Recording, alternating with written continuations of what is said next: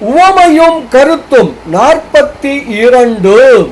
திருவருளையும் குருவருளையும் பணிகிறோம். உவமையும் கருத்தும் 42. ரவி காட்டும் வளர் ஒளி போல். இந்த உவமையை சிவப்பிரகாசம் எனும் நூலின் 75வது திருப்பாடலில் அருள் திரு உமாபதி சிவம் கையாளுகிறார். உவமை என்ன சொல்லுகிறது? எங்கும் பரவி இருக்கும் இருளை நீக்குகிற சூரிய ஒளியே தனது முதலான தன்னை உடைய பொருளான சூரியனை காட்டுகிறது. இதுவே உவமை. சரி, இந்த உவமை விளக்கும் கருத்துதான் என்ன?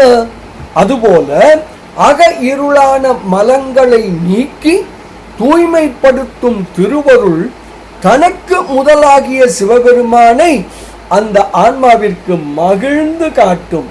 இதுவே இந்த உவமை விளக்கும் கருத்து ஆகும். இதனை சிவப்பிரகாசம் எப்படி கூறுகிறது தெரியுமா? சுத்தமாம் சக்தி ஞான சுடர் ஆகும். சிவம் ஒழிந்து அச்சக்திதான் இன்றாம்.